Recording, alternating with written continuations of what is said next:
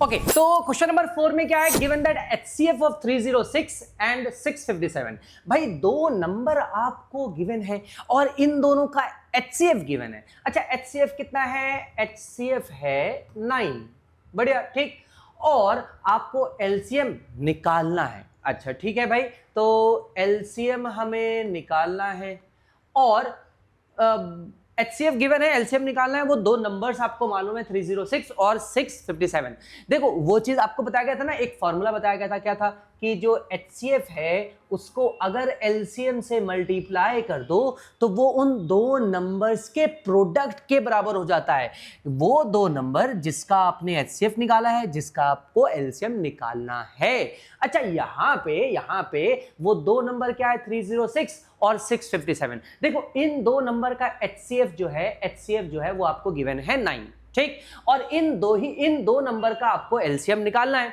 तो एक फॉर्मूला है भाई, HCF of two number, LCM of same two number, इन दोनों को मल्टीप्लाई कर दो। HCF और LCM को जब आप मल्टीप्लाई कर दो तो वो उन दो नंबर, मान लो वो दो नंबर x इंटू वाई है, ठीक। मान लो आप HCF निकाल रहे हो, HCF of x and y, उसको मल्टीप्लाई कर दे रहे हो LCM से, LCM of x and y, तो वो किसके बराबर हो जाएगा? वो x इंटू वाई के बराबर हो जाएगा। अब देखो यहाँ पे ना HCF आपको गिवन है कितना, 9। HCF गिवन है 9, LCM आपको निकालना है, ठीक है, LCM आपको निकालना है, ठीक। और वो दो नंबर x और y मालूम है, 306 और दूसरा क्या है, 657। अब भाई ऐसा है, आपको तो ये LCM निकालना है, तो ये LCM आपको निकालना है। ये 9 इधर मल्टीप्लाई में, इधर आकर क्या हो जाएगा, डिवाइड हो जाएगा। चलो डिवाइड कर देते हैं, 306 एंड 657 डिवाइडेड बाई 9। तो ये 9 से कैंसिल आउट हो जाएगा, 9 3 27 और 9 4 36। तो LCM आ गया आपका 34 इंटू 657, ठीक। चलिए मल्टीप्लाई कर लेते हैं भैया, कितना है, 34 इंटू 657, 34 इंटू 657, 22,338। भाई तो ये आ गया आपका LCM, ये हो गया क्वेश्चन नंबर 4 कंप्लीट, ठीक। अब चलिए बढ़ते हैं क्वेश्चन नंबर 5 की तरफ बढ़ जाते हैं। क्या है भाई क्वेश्चन नंबर 5, चेक वेदर 6 का पावर n, देखो 6 का power n can and with the digit 0। क्या 6 का पावर n, कोई भी n का ऐसा नंबर आप सोच लो, n के लिए कोई सा भी ऐसा नंबर सोच लो जिसके लिए क्या कभी ये 6 का पावर n 0 से एंड करेगा क्या? मान लो फॉर एग्जाम्पल, मान लो मैं n इक्वल्स टू 1 लेता हूं, फॉर एग्जाम्पल मैं n इक्वल्स टू 1 लेता हूं, ठीक है। तो 6 का पावर 1 कितना होगा, 6 होगा, सिंपल है ना। 6 का पावर 2 कितना होगा भाई, 6 का पावर 2 होगा, 6 6 36। तो ये एंड कर रहा है 6 से, 6 का पावर 1 एंड कर रहा है 6 से। 6 का पावर 3 ले लेते हैं अगर, तो वो होगा 216, ये भी एंड कर रहा है 6 से। भाई ऐसा ही चलता रहेगा, 6 का पावर आप कुछ भी रखो, 1 रखो, 2 रखो, 3 रखो, 4 रखो, 5 रखो, 6 रखो, हमेशा ये एंड करेगा विद अ डिजिट 6। तो आप कह सकते हैं देयरफॉर 6 का power n will always end with the digit, कौन से डिजिट से ये एंड करेगा 6 का पावर n, 6 से एंड करेगा। तो आप लिख सकते हैं देयरफॉर 6 का power n will never end with the digit 0। ठीक है भैया, ये 0 से कभी एंड नहीं करेगा, हमेशा एंड करेगा कौन से नंबर से, 6 से। चलिए क्वेश्चन नंबर 5 हो गया, अब करते हैं क्वेश्चन नंबर 6। तो क्वेश्चन नंबर 6 है, explain why 7 into 11 into 13 plus 13, पहला नंबर, और 6 into 5 into 4 into 3 into 2 into 1 plus 5 are composite. भैया बोला गया दोनों कंपोजिट है, दोनों कंपोजिट है ऑलरेडी। आप बताओ कि कंपोजिट क्यों है? भाई कंपोजिट होने का तो एक ही रीजन है, क्या रीजन है भाई? देखो कंपोजिट होने का रीजन ये है, फॉर एग्जांपल याद करो हमने एक नंबर लिखा था, शायद 15 ही लिखा था, जिसके फैक्टर्स निकाले थे 1, फिर 3 नहीं शायद 12 लिखा था, हाँ शायद 12 लिखा था, आई एम नॉट श्योर, जिसमें हमने फैक्टर्स निकाले थे। 1 फैक्टर है, 2 फैक्टर है इसका, 3 भी फैक्टर है, फिर 4 भी फैक्टर है इसका, फिर 6 भी फैक्टर है और फिर 12 भी फैक्टर है। भाई इतने सारे नंबर इसके फैक्टर हैं, ठीक। तो वो नंबर्स जिसका 1 और खुद के अलावा भी फैक्टर्स हो उनको कंपोजिट कहते हैं। और प्राइम किसको कहते हैं भैया? जैसे कि फॉर एग्जांपल 7 को डिवाइड करने वाला नंबर सिर्फ 1 है और 7 खुद है, इसके अलावा तो कोई नंबर इसको डिवाइड नहीं करता है, तो ये प्राइम है। हमें यहां प्रूव करना है कि ये दोनों नंबर कैसे हैं, ये दोनों नंबर कंपोजिट है। इसका मतलब 1 और खुद के अलावा कोई और एक फैक्टर तो जरूर आएगा। चेक करते हैं। चलो देखो ये नंबर फॉर एग्जांपल, पहले इसकी बात कर लें भाई। 7 × 11 × 13 प्लस में है 13। भाई इन दोनों से कुछ कॉमन आ सकता है क्या? क्या कॉमन आएगा? 13 कॉमन आएगा। हाँ जी, 13 कॉमन निकाल लीजिए इससे। चलिए 13 कॉमन निकालते हैं इससे, तो यहाँ बचेगा 7 × 11 और ये 13 तो बाहर निकल गया, प्लस ये 13 बाहर निकाला तो 1 बचा। भाई ऐसा है, एक फैक्टर मिल गया हमें। कौन सा वो फैक्टर है? 13 is a factor, 13 is a factor. और हम जानते हैं ये जो नंबर है ये 13 तो नहीं है। भाई इसको सॉल्व करोगे 7 × 11 × 13 प्लस 13 तो क्या 13 आएगा? नहीं ना रे बाबा, 13 नहीं आएगा। इस नंबर का एक फैक्टर मिल गया 13। भाई जैसे ही 1 और खुद के अलावा कोई और भी फैक्टर मिल जाए, इसका मतलब ये कंपोजिट है। हम लिखेंगे therefore 7 × 11 × 13 plus 13 is a composite number, is a composite number. Because क्यों भैया, क्यों कंपोजिट होगा? Because it has 13 as it's factor. क्योंकि भैया 13 इसका एक फैक्टर है, इसीलिए ये कंपोजिट नंबर है। ठीक है, अब दूसरा वाला करते हैं। भाई दूसरा वाला कौन सा है? दूसरा वाला है 7 × 7 × 6 × 5 × 4 × 3 × 2 × 1 प्लस 5। अब भैया इनसे यहां देखो 5 इसमें भी है और 5 इसमें भी है, ठीक। तो 5 कॉमन ले लो, 5 कॉमन ले लो भाई।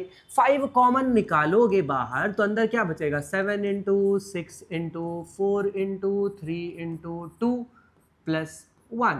भाई यहां से 5 निकाला तो ये 5 गायब हो जाएगा ना, यहां थोड़ी लिखेंगे, ठीक। और यहां से 5 निकाल लिया तो यहां 1 बचा। अब देखो हम लिखेंगे ना भाई कि 5 इज अ फैक्टर। क्या लिखेंगे? 5 इज अ फैक्टर। क्योंकि 5 फैक्टर है तो हम लिखेंगे देयरफॉर ये जो नंबर है 7 × 6 × 5 × 4 × 3 × 2 × 1 प्लस 5, ये जो नंबर है is a composite number, is a composite number। क्यों भैया? because it has 5 as its factor। ठीक है, क्योंकि 5 इसका फैक्टर है और 1 और खुद के अलावा कोई भी फैक्टर निकल जाए उसको हम क्या कहेंगे? Composite number. तो चलिए क्वेश्चन नंबर 6 हो गया। बढ़ते हैं हम अपने अगले सवाल की तरफ, क्वेश्चन नंबर 7 की तरफ। ओके, तो क्वेश्चन नंबर 7 है, there is a circular path around a sports field. अच्छा, सर्कुलर पाथ है सर, तो एक सर्कुलर पाथ बना लेते हैं ना। चलिए ये रहा फॉर एग्जांपल वो सर्कुलर पाथ, ठीक। अब कहा जा रहा है इस सर्कुलर पाथ पे 2 लोग, कौन से 2 लोग? एक है सोनिया, ठीक है भाई, एक है सोनिया, ओके, एक है सोनिया, ओके, ठीक। और दूसरा इंसान है रवि। अच्छा, कहा जा रहा है सोनिया और रवि इस सर्कुलर पाथ पे around there is a circular path around a sports field. Sonia takes 18 minutes to drive 1 round of the field। भाई मान लो ये दोनों इस पॉइंट से स्टार्ट कर रहे हैं, ठीक। मान लो ये दोनों स्टार्ट कर रहे हैं पॉइंट ए से, ठीक। ये पहला इंसान ए, ये बन गया रवि, ठीक। और दूसरे इंसान को भी यहां पे बना देते हैं, ठीक, ओके। दूसरे इंसान को, चलो ये इसको बना दिया, ये बन गया रवि, ये टकला है रवि, और इसको टकली तो नहीं बना सकते, चलो इसको बाल दे दिया, ये बन गई सोनिया। अच्छा, तो यहाँ पे दो लोग हैं, ठीक है, रवि और सोनिया। ओके, तो बोला जा रहा है कि ये दो इंसान इस सर्कुलर फील्ड पे ड्राइव करेंगे कार या बस, जो भी ड्राइव करे, हम उससे क्या है, ठीक है, और सेम डायरेक्शन में ट्रेवल करेंगे। मान लो इस डायरेक्शन में ट्रेवल कर रहे हैं, ठीक, और कहा यह गया है कि भाई इनमें से मान लो को ये दोनों सेम डायरेक्शन में ट्रेवल कर रहे हैं, ठीक है, मान लो ये दोनों सेम डायरेक्शन में ट्रेवल कर रहे हैं, तो कहा जा रहा है सोनिया टेक्स 18 मिनट, भैया इसको 18 मिनट लगता है एक राउंड ट्रेवल करने में, ठीक, और रवि को लगता है 12 मिनट, रवि को लगता है 12 मिनट, ठीक, रवि को लग रहा है भाई 12 मिनट ट्रेवल करने में, ठीक है, रवि को लग रहा है 12 मिनट ट्रेवल करने में एक राउंड, ठीक। एक बात बताओ, नॉर्मली सोचना है, सवाल को मारो गोली, अभी ध्यान से सुनो, ठीक है। अगर रवि को 12 मिनट लग रहा है एक राउंड लगाने में और सोनिया को लग रहा है 18 मिनट एक राउंड लगाने में, ठीक, तो मेरे को एक सवाल ये है कि भाई इन दोनों में पहले घूमकर वापस ए पे कौन पहुंचेगा? ऑब्वियसली रवि पहले पहुंच जाएगा, और जब तक रवि एक राउंड मारकर यहां पहुंचेगा तब तक सोनिया यहां कहीं पे होगी, इससे थोड़ा पीछे पहुंच ही रही होगी, है ना। ठीक है, तो इतना तो भाई क्लियर है, दोनों एक साथ 12 मिनट पे वापस से यहां नहीं पहुंचेंगे, और जब तक सोनिया यहां तक पहुंचेगी तब तक रवि आगे बढ़ चुका होगा। इसका मतलब 18 मिनट पे भी दोनों एक साथ यहां नहीं पहुंच पाएंगे, है ना। इतना तो क्लियर है। फिर से रिपीट कर रहा हूं, ध्यान से सुनना है भैया। 12 मिनट पे रवि यहां से घूमकर ए तक पहुंच चुका होगा। जब तक रवि ए तक पहुंचेगा तब तक सोनिया पीछे रहेगी, क्योंकि इसको तो ज्यादा टाइम लगेगा, सोनिया पीछे होगी, और जब तक सोनिया यहां तक पहुंचेगी तब तक रवि आगे बढ़ चुका होगा, है ना। इसका मतलब दोनों के दोनों यहां पे 12 मिनट पे तो नहीं पहुंचे। देखो, एक रवि यहां पे पहुंच जाएगा 12 मिनट पे, लेकिन सोनिया पीछे रह जाएगी। जब सोनिया पहुंचेगी 18 मिनट में, तब रवि आगे बढ़ चुका होगा। तो ना तो 12 मिनट और ना ही 18 मिनट, 12 मिनट्स और 18 मिनट्स, इतने टाइम में दोनों एक साथ यहां पे मिल जाए, ये पॉसिबल नहीं है। और ये भी पॉसिबल नहीं है कि भाई 12 मिनट से पहले दोनों, भाई 12 मिनट तो रवि को लग रहा है जो जल्दी चल रहा है, तो जब जो इंसान जल्दी चल रहा है उसको कम से कम 12 मिनट लग रहा है, तो दोनों 12 मिनट से पहले तो यहां पे नहीं पहुंच पाएंगे। बिल्कुल पॉसिबल ही नहीं है कि 12 मिनट से पहले दोनों यहां पे पहुंच जाए, पॉसिबल नहीं है। चलो, एक बात क्लियर है कि 12 मिनट से कम टाइम तो नहीं चाहिए, 12 मिनट से ज्यादा चाहिए, है ना। इवन 18 मिनट से भी ज्यादा चाहिए। तो हमें जो नंबर पूछा गया है, how many minutes will they meet again, after how many minutes will they meet again in the starting point, यहां से शुरू करने के बाद दोनों एक साथ पॉइंट ए पे घूमकर कितने मिनट के बाद पहुंचेंगे? भाई कितने मिनट के बाद दोनों पहुंचेंगे, ये डेफिनेटली 12 और 18 से तो ज्यादा है। मान लो उन दोनों को लगता है x मिनट, मान लो उन दोनों को लगता है x मिनट, पूरा मतलब दोनों को लगता है x मिनट, ताकि x मिनट में दोनों घूमकर वापस से एक साथ पॉइंट ए पे मिल जाए। ठीक, मान लो दोनों को लगता है x मिनट। अब हमें पता है कि ये x मिनट 12 से भी ज्यादा है और 18 से भी ज्यादा है। इतना कंक्लूजन तो एकदम क्लियर है कि भाई जितना टाइम लगेगा उन दोनों को एक साथ वापस से ए पे मिलने में, वो डेफिनेटली 12 और 18 से तो बड़ा है। ठीक, अब यहां पे आता है कॉन्सेप्ट एलसीएम और एचसीएफ का, और ये बात आप लोग याद रखिएगा, ये बहुत ही ज्यादा इंपॉर्टेंट होगा वर्ड प्रॉब्लम सॉल्व करने में, ये डिसाइड करने के में कि वर्ड प्रॉब्लम में आपको एलसीएम निकालना है या एचसीएफ। भाई ये बहुत ज्यादा इंपॉर्टेंट होगा। ये अगर आप समझ गए तो आपको एलसीएम और एचसीएफ वर्ड प्रॉब्लम्स में कभी दिक्कत नहीं होगा। एक छोटा सा कॉमन सेंस लगाना है। कॉमन सेंस ये है, इस सवाल में जो पूछा गया है आपसे टाइम, क्या ये टाइम यहां दिए गए टाइम से ज्यादा बड़ा अमाउंट है या छोटा अमाउंट है? हमने इतना पता कर लिया कि भाई जो टाइम हमसे पूछा गया है वो एक बड़ा टाइम है। यहां पे रवि और सोनिया दोनों के दोनों 12 और 18 मिनट से ज्यादा लगाने वाले हैं, एक साथ वापस से 2 4 5 6 8 10 राउंड लगाकर वापस ए पे पहुंचेंगे। ऐसा तो हो ही नहीं सकता कि एक राउंड में दोनों एक साथ वापस यहाँ पे एक साथ आ जाए, मिल जाए, नहीं, ऐसा तो मैंने बताया कि नहीं हो सकता भाई। जब रवि यहाँ पे 12 मिनट के बाद पहुंचेगा, सोनिया पीछे होगी, जब तक सोनिया यहाँ पहुंचेगी रवि आगे बढ़ चुका होगा, ऐसा तो होगा। इसका मतलब 12 और 18 मिनट से तो ज्यादा लगने वाला है टाइम।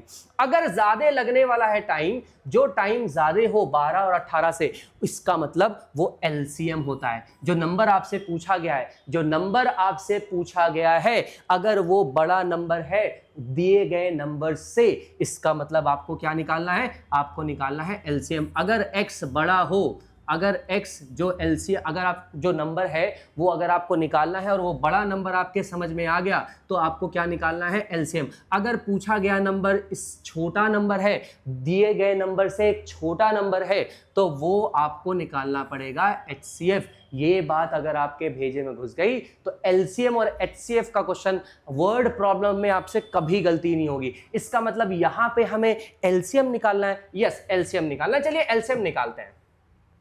12 और 18 का एलसीएम ये रहा 12, ये रहा 18। चलो भैया एलसीएम निकाल लें। हाँ, एक साथ भी कर सकते हैं ऐसे, 2 6 ज़ा 12, 2 9 ज़ा 18, 3 2 ज़ा 6, 3 3 ज़ा 9 और 2 1 ज़ा ये रहा 3, उसके बाद 3 1 ज़ा 3 ये 1 1, ठीक है। तो चलो यहाँ पे हो गया एलसीएम कितना आ गया, एलसीएम आ गया 2 × 3 × 2 × 3। भाई ये कितना आ गया है, ये आ गया है 6 6 ज़ा 36। भाई 36 मिनट के बाद दोनों एक साथ पॉइंट ए पे मीट कर देंगे। चलो चेक करते हैं, 36 मिनट के बाद रवि कितना राउंड मार चुका होगा, रवि मार चुका होगा 3 राउंड, 12 तिया 36, 12 राउंड, 12 मिनट लगता है ना एक राउंड में, तो 2 राउंड 24, 3 राउंड 36 है ना। तो 36 मिनट के बाद बंदा यहां पे पहुंच चुका होगा, रवि एकदम पॉइंट ए पे पहुंच चुका होगा 36 मिनट के बाद, और एग्जैक्टली 36 मिनट में सोनिया लगाएगी 2 राउंड कंप्लीट, 2 राउंड, और 2 राउंड के बाद ए पॉइंट पे पहुंच चुकी होगी। भाई ये 3 राउंड लगा के ए पे पहुंचा होगा, तब सोनिया 2 राउंड लगाकर ए पे पहुंची होगी, और दोनों एक ही पॉइंट ए पे मिल रहे होंगे, ठीक है। तो ये एलसीएम और एचसीएफ के कॉन्सेप्ट्स आपको बता दिए गए हैं। एलसीएम और एचसीएफ का कॉन्सेप्ट याद रखिएगा। अगर पूछा गया नंबर आपसे, आपको दिमाग में ऐसा लग रहा है कि पूछा गया नंबर बड़ा नंबर होगा, तो आप एलसीएम निकालो, और पूछा गया नंबर अगर दिए गए नंबर से छोटा नंबर होगा, तो आपको क्या निकालना है, एचसीएफ। एचसीएफ और एलसीएम से रिलेटेड बहुत सारे वर्ड प्रॉब्लम्स हमने ऑलरेडी यूट्यूब पे अपलोड कर दिए हैं, वो आप जाकर देख सकते हैं, प्रैक्टिस कर सकते हैं, वहां अच्छे अच्छे क्वेश्चंस वर्ड प्रॉब्लम्स के आपको मिल जाएंगे। वो प्रैक्टिस के लिए आपके लिए बहुत अच्छा होगा। ओके, आज के लिए फिलहाल हम लोग इतना ही रखते हैं। मिलते हैं हम लोग नेक्स्ट क्लास में, अगला एक्सरसाइज सॉल्व करते हैं, प्रूफ ऑफ इर्रेशनैलिटी। तब तक के लिए टाटा, बाय बाय।